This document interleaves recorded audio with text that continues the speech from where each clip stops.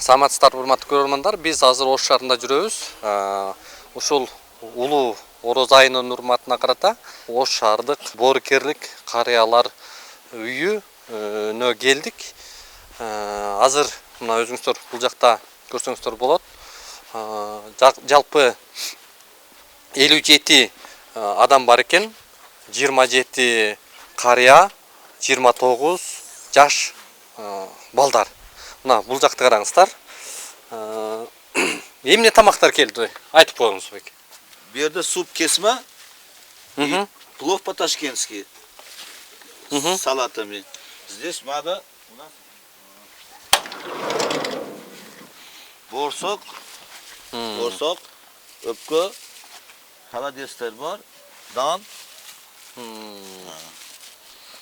Бул Улук Ата чайканасынан, Ташый берелби, кандай кылабыз? Бул жак. Сиз Улук Атанын администратору. Салам алейкум, дагы бир жолу. Москвадагы мекендештерге жарыя, алыстагы боордоштор, сиздер үчүн Ваш стоматолог клиникасы сонун мүмкүнчүлүк түздү. Улукбектин катталуучуларына ар жекшемби сиздер үчүн тиш жулуу акысыз жана ошондой эле ультра үндүү тиш тазалоо болгону 1,5 миң рубль. Дареги бульвар Рокоссовский метросу, открытое шоссе көчөсү 14. Метродон болгону 3 мүнөт аралыкта. Ваш стоматолог клиникасында төмөнкү кызматтар көрсөтүлөт. Хирургия, терапия, ортопедия, ортодонтия, имплантация, брекет система. Саат 9-дан 21:00-га чейин жума бою дем алышсыз кызмат көрсөтөт. Ваш стоматолог заманбап жабдууларды орнотуп, тажрыйбалуу такшалган дарыгерлерди гана ишке алган. Бизде рентген жана консультация акысыз. Ваш стоматолог сиздин ден соолугуңуздун сакчылыгында.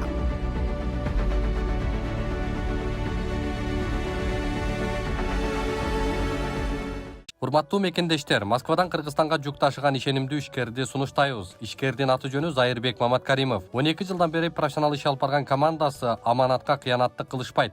Жүктү Москванын бардык жеринен алып кете алат. Алган жүктү Кыргызстандын бардык облустарына аман-эсен жеткирүүгө кепилдик берет. Кыргызстанга жумасына 2 машина жиберилет. Жүк баасы көлөмүнө жараша ыңгайлуу баада 500 рубльдан өйдө бааланат. Дареги Нижегородское метросу, Перовское шоссе 9, району 7. Байланыш телефондор +7 926 788 70 70 0704 70 70 21. Саламатсыздар бапа. Жакшысыздарбы? Ден соолугуңуздар жакшыбы? Кандайсыңар? Жакшыбы? Сиз бул жерге чейин ташый берсеңиз, биз бул жактан бияна киргизе берет, да? Бул жерге канча порта кирет? 15, наракка 12. 27. Жана кызыңыздан жардам берип коебу, жана. Жардам бердик, онда турат. Сиз майга акиле бересиңер.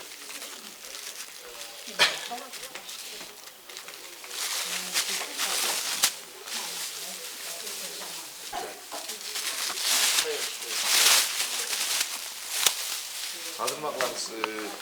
Бите столга бите беребиз да. Так. Бунда ичкарыда жана отурганда. Орозоңуздар кабыл болсун, апа. Кабыл болсун. Сиз деле бериң. Сиңиңиздер мына. Жакшысыздар папа. Саламатсыздар ма? Рахмат келипсиздер. Рахмат силерге. Ишериңиз барбы? Чыгабы? Чыга албайт. Ana. Ошол. Мына апа. Азыр дагы тамак келет үстүнө. Бул биринчиси. Биринчи тамак. Biz kempirler jarılıp gitmeylik birinci ikinci. Атыңыз ким, апа? Мен атым Улукбек. Rahmet aynen dolam. Атыңыз? Men Zakiya. Men 94'e kirgenman. 94-төсүзбү? Eng jaşı menden endi. Жакшы. Siz канчадасыз? Men 85'te çıktım. 85 жаш. Atım kaken. Sidalga jitili. İnternette Жақсы бағышады да, соның үшін өлбей неме қылып жашап атышады. Жакшы эле карап атабы? Aha, abdan жақсы. Тамак аштан кыйынчылык Hiç жокпу? kıyınçılık yok. Tamam açtan hiç nememiz yok. Pretensiya yok. Жакшы. Var mı kızım? Жакшы папа. Атым Улукбек, сиздикичи? Yaxşı, benim atım Rakatkan. Канчадасыз? 70'e çıkıp kaldım. 70 жаштасызбы? 70'e çıktım. Каяктан болосуз өзүңүз? Özüm Karasuluk buram. Karasu'dan. Taşın kolkozuna. Кандай карап атышат апа бу жакта? Жакшы элеби? Bucakta жақсы. Direktörü daha жақсы kız. Жақсы bağlatıyor, rahmat. Kızlar жақсы tərbiyədə bərdi. Ne kılgan, aytkanı da kılıp duruşat. Rahmat. Биздики өзүнчө эле интернет. İnternet bu. YouTube көрөсүздарбы? Ошо YouTube'da Улукбек деп Улукбек десеңиздер чыгат. Муну аштарды да бөлүп жибериш керекпи?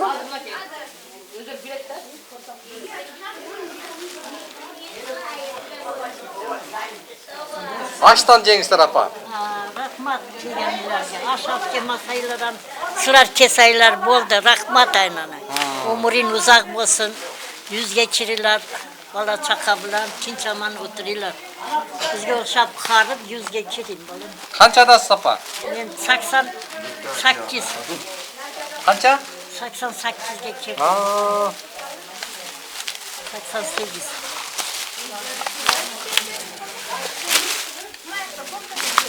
Ko'p. Бул ашпы? Бұл аш. Аш degan bir Rahmat. Şunca izah kılıp çekenlerge rahmat. Şunu rahmat. Муну аштан алыңыздар апа. Oy buna bile balama. Бир салат.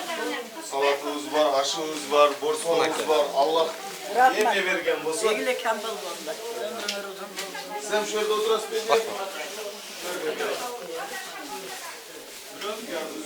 Мына ушул карылар үйү.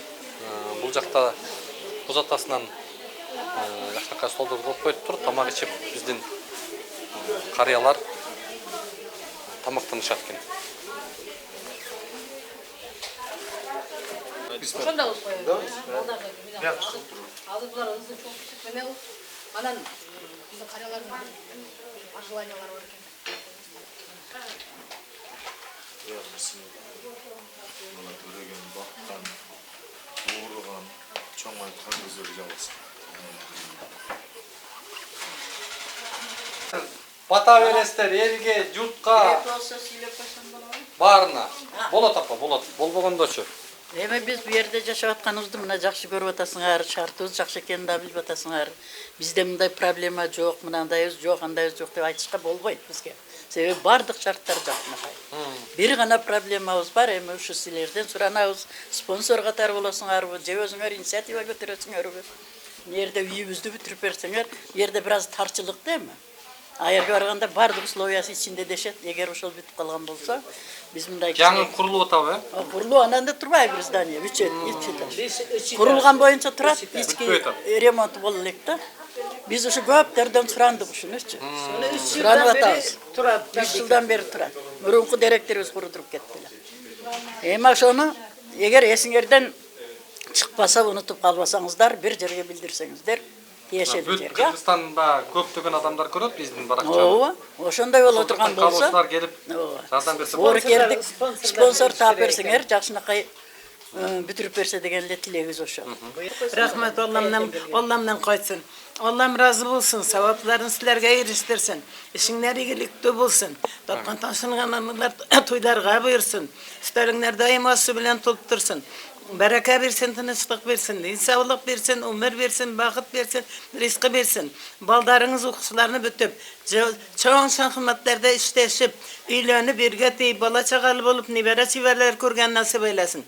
Özünler intimak yaşap, yarabbim, intimak yaşap, baldarınız bilen yüzge kirip, yeterleşip, oynap, gülüp yürgeni nasip eylesin. Ağırbay, sırkabay, Allah'ımdan koysun, Allah'ımdan size milyon koysun, din sağlık versin, ömür versin.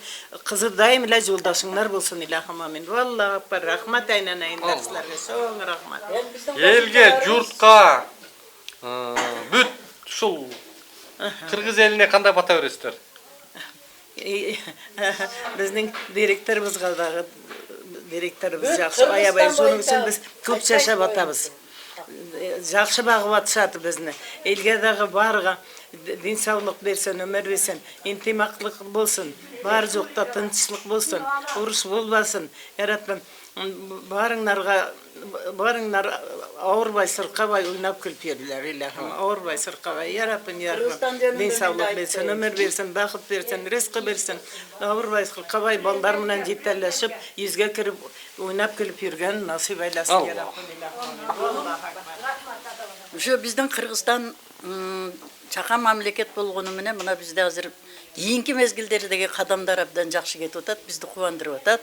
Ушундай Садыр Жапаровго окшогон жетекчилерибиз көбөйсө, бизге кам көрсө, Кыргызстан мындан да гүлдөсө, керек болсо четтеги балдарыбыз келип, силердеги балдарыбыз келип, ошол башкага кылган иштерди ушерге кылып берсе, кандай гана сонун Кыргызстан өзүнчө гүлдөйт. Бардыгы ишканалар болот, завод, фабрикалар болот дегендеги мына өзүңүз телевизордон биз көрүп атабыз. Бизде жок чыкпаган ген жок экен. Бардык гендердин түрү бар экен бизде. Эгер ушуларды иштеткен болсок, силерге окшогон кадрлар иштетип ушундай элге жумшаса, мен ойлойм, эң эле алдыңкы өлкө болуп калышы ыктымал деп ойлойм мен. Эми биз карыдык, болду, биздин жолубуз кыска болуп калды. Кийинки жаштар ушуну гүлдөтүп Кыргызстанды немеге жеткирсе, элдин дагы турмушу да оң болот. Кыргызстандагы элге анча-мынча азыр эле мактанып коеюн, кичине атыбыз чыгып атат. Балакетте эле болуп тиги эме өтүп атабыз, Кыргызстан болуп атабыз. Дагы болсун деп ойлойбуз да биз. Чоң рахмат апа. Көп нерсе курул элек бизде. Ушулар курулсун. Бол элек, болсун ушу. Чоң рахмат Nasıl апа. үйünü bitir. Апабыз бир бата бериңиз апа.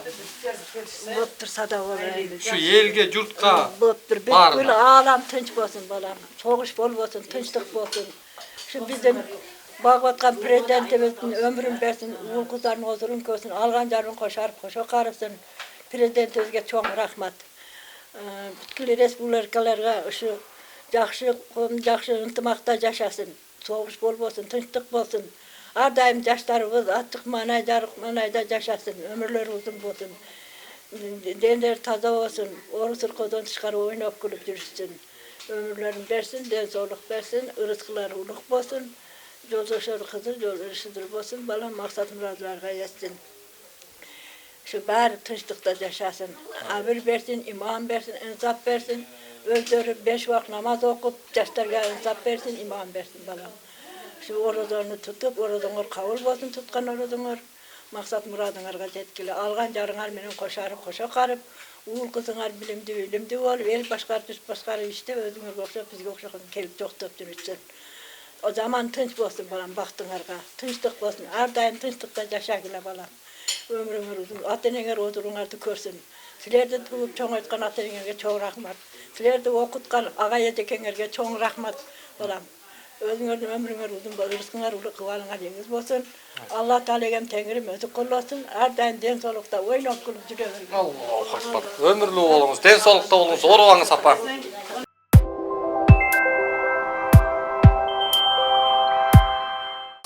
Жалпы жолунан канча күнүнө тамак ашка бөлүнөт? Балдарга 220 сом күнүнө. Карыяларга 200 сом. Балдарга 4 мал тамак, карыяларга 3 мал тамак. 200 сомдон 200 канча дедиңиз? 220 балдарга, карыяларга 200 сом. Тамак ашы жакшы аябай. Кенен эле жетет да? Кенен жетет, ооба. Азыр биз балдарга тамак берүүчү жерге кирип баратабыз. Бул жактан балдар тамактанат экен.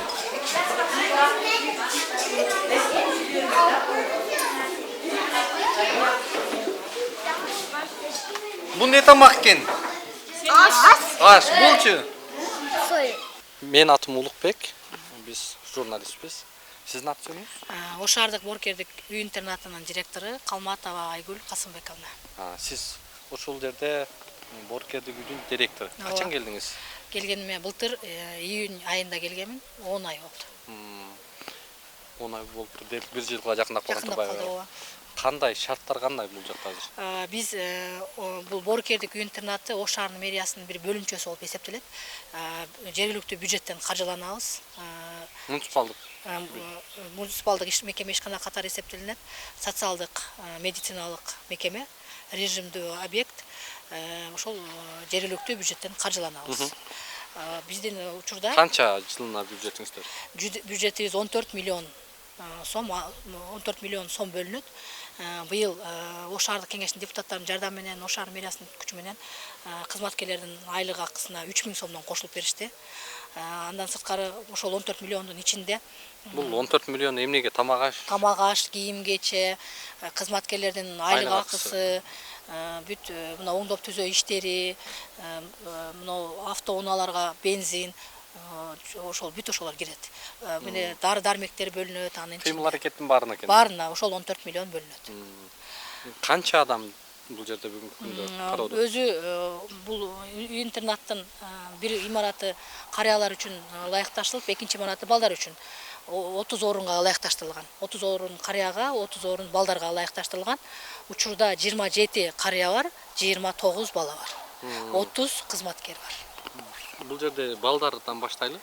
Кантип келип калат бул жерде? Бул балдар каралбай калган балдар. Ата-энелүү каралбай калган балдар, жанагы социалдык аярлуу катмардын балдары. Ата-энелери барбы? Бар, ата-энелери бар. Ооба, тирүү. Негизинен жалгыз бой энелердин балдары, мигранттардын балдары, үй бүлөсүндө баягындай зордук, зомбулукка кабылган балдар келип, бизге 6 ай мөөнөт менен келет. Биз өз алдыбызча кабыл ала албайбыз буларды. Булар балдар дагы, карыялар дагы мэриянын жана соцзащитанын буйругу менен келет. Биз ошолордун негизинде кабыл алабыз. Андан балдар 6 ай мөөнөткө келет дагы. 6 ай мөөнөттө ата-энеси баягы балдарды кайтарып алганга шарт түзүлүп беришсе, балдарды кайтарабыз. Эгер дагы шарт түзүлбөсө, мөөнөтү дагы узартылат. Ал эми карыялар мындай дайымкыга келишет булар карыялар биздики ушул жерде ушундай.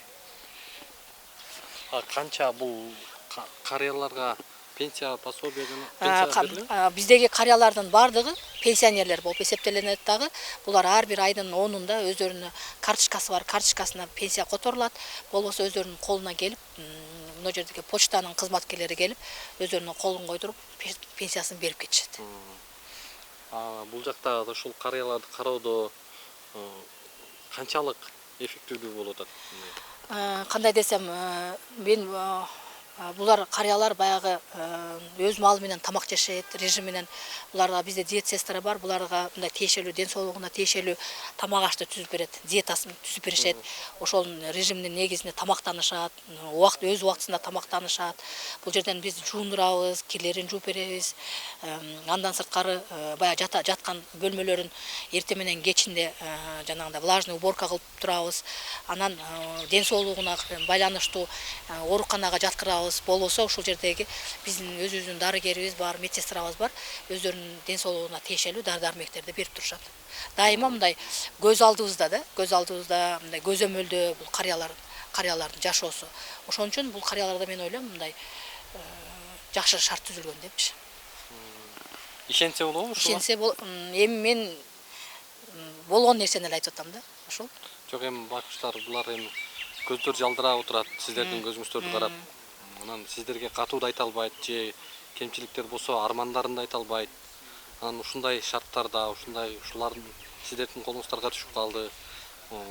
Канчалык деңгээлде ушундай сиз 1 жыл болуптур, ушундай зордук зомбулуктар, мындай кагып силкүү, элементардуу эми мындай. Жок, тескерисинче булар бизге баягындай, мисалы үчүн претензияны көбүрөөк коет.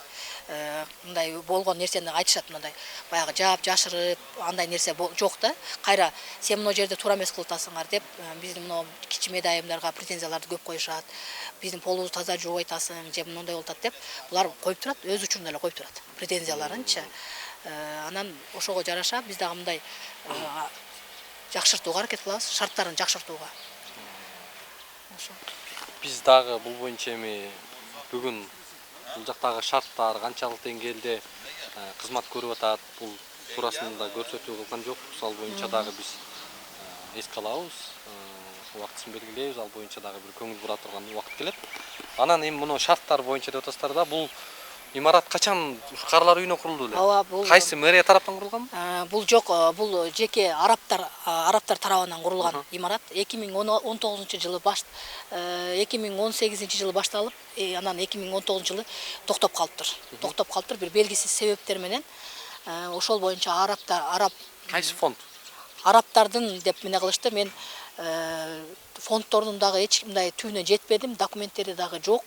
Бирок арабтар тарабынан курулду деп анан кийин бир белгисиз себептер менен токтоп калды. Мен ушул нерсени жетпедим да, түбүнө жете албадым. Сиздер бул имараттын ээсисиздер да? Ооба. Ким Бирок курган дейсиздер? бул ошол арабтар тарабынан курулду деп туруп документациясы эч нерсеси жок экен. Кимде болуш керек ал негизи? Документациясын ошол курулуп бүткөндөн кийин анан тапшырылышат. Ким муну менен келишим кылып, ким курдуруп атат? Муну Ош шаарынын мэриясындагы шаар куруу бөлүмү тарабынан ошолор маалыматы бар экен. Себеби өткөндө дагы мэр келип кеткенде дагы ошол айтты. Ошол шаар куруунун кызматкерлеричи ошол тараптан курулуп токтоп калды. Биз эми кайра жандандырып атабыз, фондторду издеп атабыз, спонсорлорду издеп атабыз деп ошентип айтышты да. Мына ошол имарат бүгүнкү күндө карылар үйүнө жана балдарга жок, бул имарат карыяларга гана ылайыкташтырылган, сыртындагы лифт менен бар экен. Карыялар үчүн гана? Карыялар үчүн. Мындай сыртынан абдан жакшы курулгандыгы көрүнүп турат. Бирок ушул аягына чыгышына директор катары сиз мен милдеттүүмүн. Ооба, мен азыркы учурда сүйлөшүүлөрдү жүргүзүп атам. Анан кийин мага айткан сөздөр боюнча 15 курулушун 15 апрелден кийин баштайбыз деп айтышты адамдар. Спонсорлор, демөөрчүлөр. Ошону 15 апрелди күтүп атам. Жакшы. Андан сырткары биз мен келгенден бери эки аянтчаны курдурдук. Балдар ойночу аянтча экен бул. Бул балдар ойночу, бул карыялар үчүн спорттук аянтча курдурдук. Ошол. Эми имараттардын баары эле эски экен. Эски, мына финский үйлөр менен болуп эсептелет. Анан кийин мен айтып атам, ошол эки имаратка тең капиталдык ремонт керек эле. Ошол боюнча капиталдык ремонт өткөрбөсөк, баягы эски нептегенче эсин кетет деп бир жерин краскалайбыз, бир жерин оңдойбуз. Кайра эле ушундай болуп калды. Айтып өттүңүз, ошол карыларга байланыштуу 27 карыя жашайт деп атасыз да. Анан кандай шарттарда булар кантип бул жерге келип калды? Балдары барбы же эч бир баласы багар көгөр эч кими жокторбу? Мындай арасында кандай? Мен жана жогоруда айтып кеттим, биз баягы өз алдыбызча карыяларды дагы, балдарды дагы кабыл ала албайбыз. Бүт ошол жанагы мэриянын, соцзащитанын буйруктары менен келишет. Ошол жакка барып булар өздөрүнүн тиешелүү документтерин тапшырышат дагы, алар буйрук чыгарып беришет. Буйрук чыгарышат, анан кийин бизге алып келип тапшырышат. Анан биз ошол эми баягы документтерин алгандан кийин мындай изучать этебиз да. Баягы карыялардын, балдардын изучать эткенде, бул жердеги карыялардын көбү жанагы мисалы үчүн жана эжелер сүйлөштүңүздөр го азыр ошол эжелер баягы иштеп жүрүп төрөгөн эмес. Анан кийин баягы бир баланы багып алгандагы ал баласы дагы начар чыгып, ошол эженин болгон үйүн тартып алган дагы. Анан бул эже көчөдө чыгарып калган. Ошондой тарактагы карыялар келет да. Анан балдары жок. Баарысынын баласы жокпу? Бардыгынын балдары жок дегенден алысмын. Себеби бир-эки карыяларыбыз бар, кыздары бар. Анан мындай мен кээде отуруп сурайм да, ошо кыздарыңыздар десем, эми ал кыз бала экен, бирөөнүн бүлөсү экен, биз анын үйүнө барып жашай албайбыз. Мен ал кызым менен жашай албайм деп ушинтип эмне кылышат. Уулум өтүп кеткен деп ошентип айтышат да. Ошентип келип калышкан. Балдары келип кээбирлери мисалы үчүн балдарын кечирим сурап, мындай болду. Бир ошол мен кеткен окуялар болбу? 10 айдын ичинде бир карыяны, бир өзбек улутундагы карыяны учурунда ал ошол жаш кезинде эми балдарын карабай, аялын карабай, балдарын карабай, ушундай бир баягындай образдагы жашоо жүргүзгөн экен да баягы. Өзү үчүн жашаган экен да. Анан балдары, аялы бүт буну таштап туруп, анан кийин карабай коюп Россияга кетип калышкан экен. Анан бирок кайра ошолор балдары кайра акылына келиштиби, кайра өздөрүнчө мындай кеңешип туруп, атасына ушул жерден биз аркылуу чалдыртып, анан кийин атасына билет алып, биз аэропортко алып барып салып келдик. Ошентип алып кетишти. Ошол бир эмне болду, учур болду, ошондой болду. Балдар алып кетти. Балдар алып кетти. Негизи мындай көп сүйлөшөсүзбү? Биз мен эртең менен келип эле кирем, анан обедте кирем, тамак кандай болуп атат, эмне жалаба болуп атат деп, кечинде кетип атып кирем. Булар мындай кандай десем, булар кирсем мага мындай айтып берип калышат, көп нерселерин айтышат, отургузуп алып, сүйлөшүп, мынантип атасың, мына жерде эле туура эмес кылтасыңар деп, бул мындай кеп кеңештерин айтып турушат. Анан кийин өздөрүнүн эми жан дүйнөсүндөгү мындай Ачылып сизге Ачылат, ачылат, айтат. Жанагы эң акырында бата алган Рахат эже, мисалы үчүн ал өзү түгү теги Өзбекстандык, анын эч бир мындай тууганы дагы жок, балдары дагы жок, жалгызмын деп отуруп мага айтып, арыздарман айтып, мындай ыйлап ошентет. Мындай эмне кылыпчы ошол. Ана мындай арыздарман айтып, буларды ыйлаткың дагы келбейт. Көп учурдачы мындай кирем дагы учурашып, анан кийин ден соолугуңар кандай деп туруп мындай акырын баштаганда эле унчукпай көбүнчө мындай сөздү башка жакка бурганга аракет кылам. Ошол. Анан эми өзүңүздөр көрдүңүздөр, бул жердин кандай десем, ар түрдүү тагдыр, ар түрдүү жашоодон келген адамдар, анан кийин энергетикасы кыйла эле оор. Алиги бир кароздун 5 кыялы бар. Ошондойлорго деле ушул жердеги кызматкерлерим күчтүү команда деп айтам. Себеби бардыгынын характерине, кыялына чыдап, жашап иштеп атышат. Ушул. Абдан жакшы мындай биринчиден эл ыраазы боло турган, ошол карыялар ыраазы боло турган, абдан оор, бирок абдан мындай бир сообу чоң, ыраазычылыгы чоң ишти аткарып атасыздар. Эми ушул максатыңыздарды бекем кармап, ушул карыялар, жаш балдар ыйлап айткан акыбалда эмгек өтөсөңүздөр, сөзсүз үзүрүн көрсөңүздөр. Бул жерде ооба мен мындай кандай десем, бул жер үйүң эле болуп калат экен да. Даже майрам күндөрү дагы келем дагы келип кечке ушул жерде ушулар менен чогуу жүрөм.